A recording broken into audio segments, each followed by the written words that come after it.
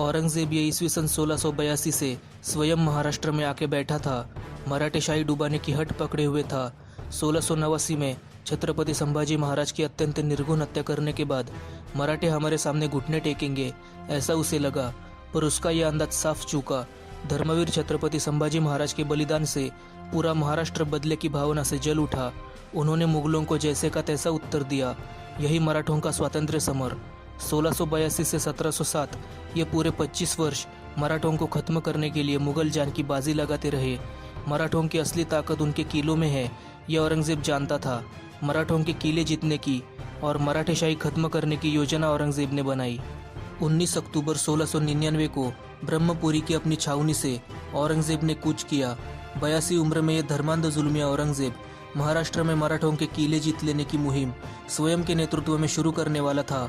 मसूर से 30 कोस के अंतर पर वसंतगढ़ इस किले पर के हमले से इस मुहिम की धड़ाके में शुरुआत की गई। औरंगजेब का इस मुहिम का हेतु ये केवल जिहाद फैलाना ऐसा था, ऐसा उसी के दरबार का साकी मुस्तैद खान मासिर आलमगीरी में स्पष्ट कहता है। वसंतगढ़ मुहिम शुरू हो गई। औरंगजेब की आज्ञा होते ही तरबियत खान ने मोगली तोपें किले के सामने लाई। तटों पर तोपों का भड़ीमार शुरू हुआ। 4 दिन में दिनांक 25 नवंबर 1699 को वसंतगढ़ मुगलों के कब्जे में गया। किले का नाम रखा गया किलीद फतह, अर्थात सफलता की चाबी। जीते हुए किलों के नाम बदल के उसे इस्लामी नाम देने की क्रूर प्रथा ही औरंगजेब ने बनाई। ये एक अर्थ से हमारी अस्मिता पर घाव था। वसंतगढ़ लेके औरंगजेब अजिंक्यतारा जीतने निकला। अजिंक्यतारा ये मराठों की राजधानी। अजिंक्यतारा का घेरा तब्बल 4.5 महीने चला। तोपखाना प्रमुख तरबियत खान इसने जांच की और प्रचंड अकराल विकराल बड़ी बड़ी तोपें मोर्चे पर चढ़ाई। किले पर तोपों का मारा शुरू हुआ। अजिंक्यतारा ये मराठों की राजधानी होने के कारण उस पर शिबंदी रसद सामग्री बहुत थी। बादशाह ने भी निर्धार से घेरा चालू रखा। 13 अप्रैल 1700 को मुगलों ने एक सुरंग उड़ा दिया। उसमें तट की एक दीवार गिरी। किले के अनेक लोग इसमें मारे गए। उसी दरमियान छत्रपति राजाराम महाराज इनका निधन सिंहगढ़ पर हुआ है, ये खबर औरंगजेब को समझ गई। उसके बाद परशुराम पंत और किलेदार सुभान जी इन्होंने रहुल्ला खान के साथ और शाहजादा आजम के साथ मध्यस्थी से संधि की बातचीत की। 21 अप्रैल 1700 को ये मराठों की राजधानी अजिंक्यतारा मुगलों के हाथ गया। किले का नाम रखा गया आजम तारा। अजिंक्यतारा के बाद औरंगजेब ने मोर्चा घुमाया सज्जनगढ़ की ओर। सातारा से युद्ध सामग्री परड़ को ले जाई गई। 30 अप्रैल 1700 को औरंगजेब ने किले के सामने मैदान में छावनी की। रहुल्ला खान ने मोर्चे लगाए, तोपें चढ़ाई। फिर एक बार तोपों का भड़ीमार शुरू हुआ। छत्रपति राजाराम महाराज के निधन की वार्ता गढ़ पर भी तब तक समझ गई थी। मराठों ने समय की नज़ाकत पहचान के औरंगजेब को शरण चिट्ठी लिखी। खत्म होता हुआ राशन सामग्री, इसका विचार करके किलेदार ने किला मुगलों को देने का तय किया। आखिरकार 9 जून 1700 को ये किला मुगलों के कब्जे में गया। समर्थ रामदास के इस पवित्र सज्जनगढ़ का नाम रखा गया नवरस तारा।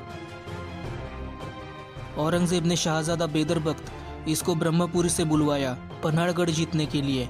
उसके साथ जुल्फिकार खान, नुसरत जंग और तोपखाना प्रमुख तरबियत खान मीर आतिश इसे भी भेजा गया। 2 मार्च 1701 को मराठों के पन्हाड़गढ़ पावनगढ़ किले जीतने के लिए उन्होंने कूच किया। मुगलों ने दोनों किलों को घेरा डाला। तरबियत खान का तोपखाना फिर एक बार अग्नि बरसाने लगा। आखिर तरबियत खान की तरफ से किलेदार को 55,000 द्रव्य, जिसे हम एक बड़ी रकम भी कह सकते हैं, वो दे के 28 मई 1701 इस दिन पन्हाड़गढ़ व पावनगढ़ मुगलों के कब्जे में दे दिए गए। पन्हाड़गढ़ का नाम नबी शाह दुर्ग तो पावनगढ़ का नाम बानी शाह दुर्ग ऐसे रखे गए। सन 1701 में बारिश का मौसम बादशाह ने खटाव में ही निकाला। फतेहुल्ला खान ने वर्धनगढ़, नांदगिरी, चंदनवंदन इन किलों को जीतने के लिए हमले बोले। वर्धनगढ़ मराठों ने 6 जून 1701 को मुगलों के कब्जे में दिया। उसका नाम रखा गया सादिकगढ़। आगे कुछ दिनों में ही नांदगिरी का किला मुगलों को मिला। उसका नाम रखा गया नामगीर। इसके बाद किले चंदन और किले वंदन इनको घेरा डाला गया। 6 अक्टूबर 1701 को मराठे वंदन किला छोड़ गए। इस प्रकार किले वंदन और किले चंदन ये दोनों मुगलों के कब्जे में गए। किले चंदन का नाम रखा गया मिफ्तह, किले वंदन का नाम रखा गया मफ्तह। बरसात खत्म होते ही औरंगजेब ने कूच की।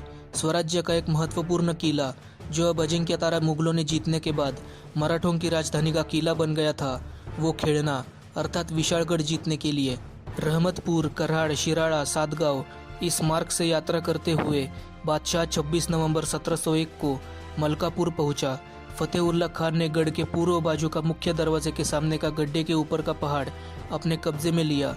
दूसरे दिन आजू बाजू के कुछ पहाड़ भी कब्जे में लिए गए। अब उन पहाड़ों के ऊपर से गढ़ पर तोपें और बंदूकों का मारा कर सकते थे। वहां से भुयारे खोद के वो गढ़ के अंदर ले जाने का काम मुगलों ने शुरू किया। किले के अंदर से लोग भी प्रचंड प्रतिकार कर रहे थे। रात दिन तोपें, बंदूकें इनका लगातार मारा कर रहे थे। आखिर 1702 के मई महीने में मराठों ने संधि की बातचीत चालू की।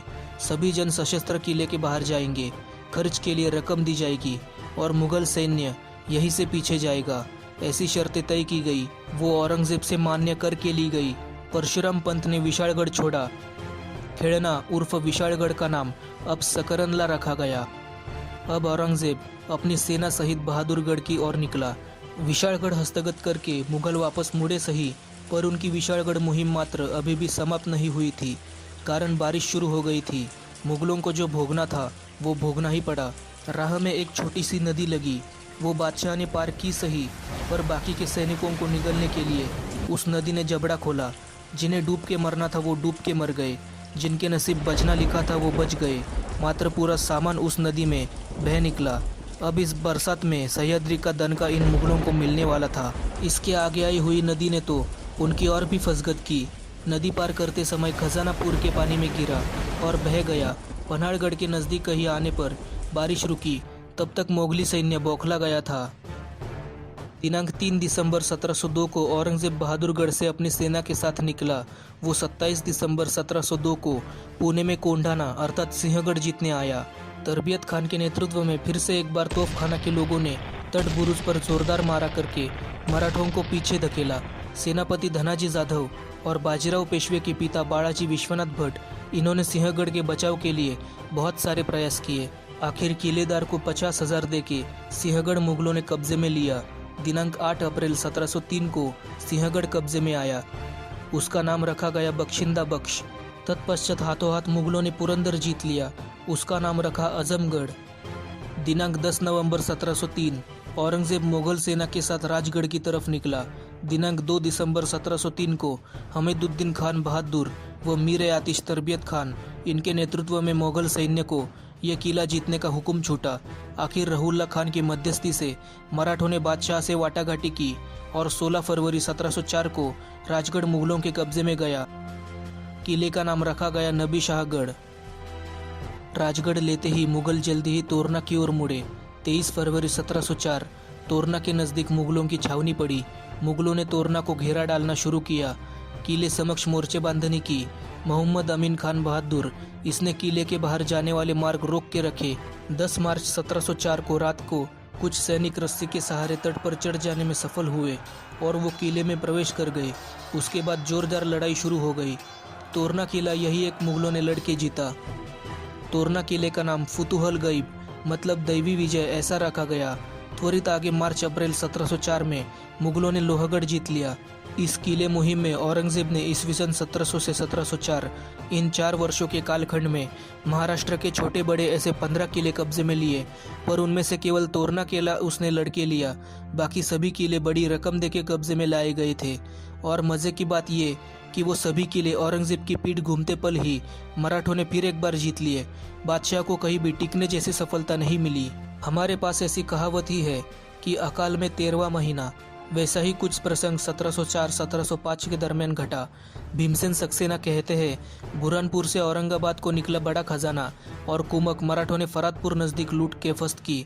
मुगलों के लिए बहुत बड़ा झटका था ये। औरंगजेब की छावनी तब खेड़ दरमियान थी। सन 1705 की शुरुआत में औरंगजेब ने अपने जीवन की आखिरी तय की गई किले मुहिम हाथ ली। उत्तर कर्नाटक के गुलबर्गा जिले का वाकिन खेड़ा ये किला जीतने की मुहिम। मुगलों के विरुद्ध मराठों ने किए हुए प्रतिकार का लड़ाइयों का बदला लेने के लिए औरंगजेब ने बड़े हठपूर्वक इस वाकिन खेड़ा की मुहिम निकाली। 27 अप्रैल 1705 को मुगलों ने ये वाकिन खेड़ा जीत लिया। किला जीतने का श्रेय जुल्फिकार खान को मिला। किले का नाम रहमान बख्श खेड़ा ऐसा रखा गया। मुहिम खत्म करके बादशाह बहादुरगढ़ की तरफ जाते ही यहाँ शूर काटक बेडरों ने ये किला फिर एक बार जीत लिया। औरंगजेब ने बीजापुर के सूबेदार को हुक्म किया था एक विशिष्ट पत्थर के 4 टुकड़े भेजे। ये टुकड़े किले के चारों बाजू में दफनाओगे तो किले पर परकियों का कब्जा नहीं आएगा। इन टुकड़ों को रहमान बख्श खेड़ा अर्थात वाकिन खेड़ा किले के चारों कोने में गाड़ो, मतलब परमेश्वर ही अब इस किले का रक्षण करेगा, ऐसी आशा करे। इससे यह समझ आता है कि ये मुगल अब कितने बौखलाए हुए थे। अब हमें मराठों के विरुद्ध हमारा भगवान ही बचा सकता है, ऐसी उनकी कुछ समझ हो गई थी, ऐसा दिखता है। उन्हें केवल किला अथवा मुलुक जीत के कोई फल नहीं मिल रहा था, जीते हुए मुलुक पर मुगल नियंत्रण ही नहीं बैठा पा रहे थे। इस कालावधि में मराठों का जोर अच्छा खासा बढ़ा। महारानी ताराबाई के नेतृत्व में मराठे बड़ी संख्या में गुजरात, माळवा, ओडिशा, वराड, खानदेश, आंध्र, कर्नाटक ऐसे विस्तीर्ण मोगली प्रदेश में धुमाकुड़ मचा रहे थे, मुहिम कर रहे थे। तो मुगल औरंगजेब के हाथ के नीचे लड़ नहीं रहे थे, बादशाह का हुक्म सुन नहीं रहे थे।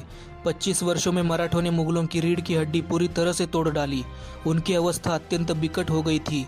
जिहाद पुकार के दक्षिण अपने टापों के नीचे लाने के लिए आए हुए औरंगजेब के हाथ खाली ही रह गए। औरंगजेब की मृत्यु के बाद का 1709 का मुगल हिंदुस्तान देखा और 1757 का मराठों के आधिपत्य के नीचे होने वाला हिंदुस्तान का नक्शा देखा तो इसका अंदाज आता ही है इस स्वातंत्र्य समर में मुगलों की कितनी हानि हुई और कितनी उतरन हुई।